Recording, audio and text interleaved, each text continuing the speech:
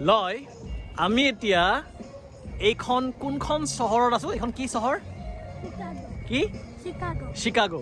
চ' Chicago কোনখন নেশ্যনত আহে? কোনখন দেশত?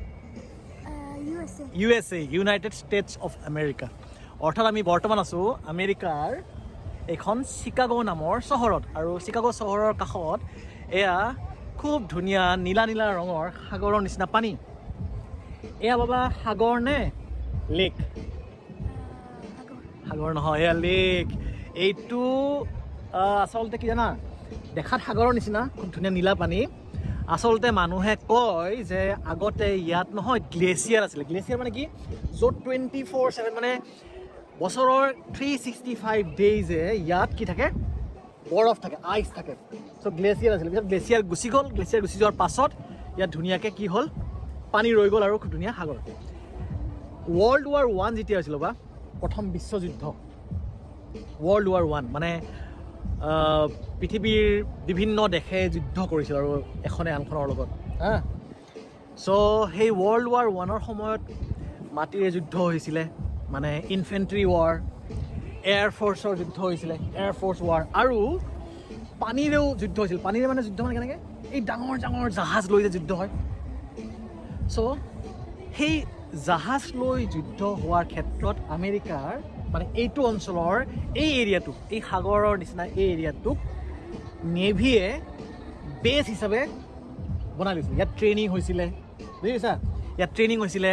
ইয়াত তোমাৰ নেভিৰ চ'লজাৰবিলাক আহি ইয়াত ট্ৰেইনিং কৰিছিলে, ইয়াত ৰেষ্ট কৰিছিলে। ইয়াত বিভিন্ন ধৰণৰ তোমাৰ টেকটিক্সবিলাক ডিছকাশ্যন হৈছিলে যে আমি সেইখন দেশত এটাক কৰিম, সেইখন দেশ এটাক কৰিম, বুজি পাইছা?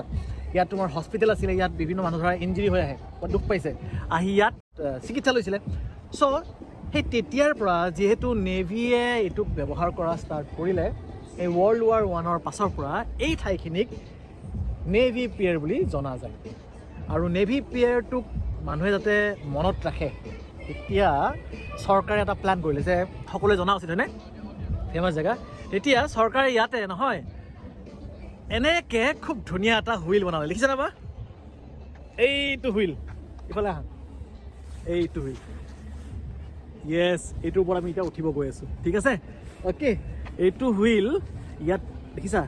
এই ঘৰবিলাক যে দেখিছা, এই ঘৰবিলাকত মানুহ বহিব পাৰে। এতিয়া মই, তুমি আৰু মা এনেকুৱা এটা ঘৰত আমি বহিম, ঠিক আছে? ঘৰ এটাক গণ্ডলা বুলি কয়। এইটো বহুত ওখ, প্ৰায় 200 ফুট ওখ।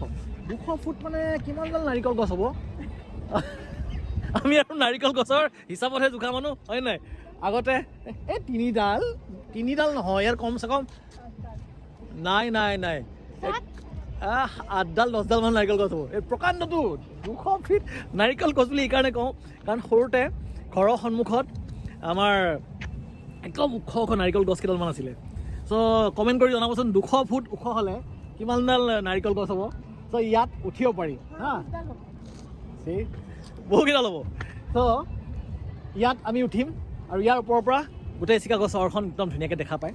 ইয়াৰ ভিতৰত যিবিলাক আপোনাৰ ৰুমবিলাক দিছে নহয়, এই ৰুমবিলাক মানে শীত তাপ নিয়ন্ত্ৰিত। ইয়াত গৰম ঠাণ্ডা নালাগে। আৰু এনেধৰণৰ কথাবিলাক জানি থাকিবৰ কাৰণে দীপম কুমাৰ বৰ্মন নামৰ পেজটো ফ'ল' কৰি থাকিলে হ'ল, নে কি কওঁ? য়েছ, শেষত আমি কি বুলি ক'ম? জয় হিন্দ।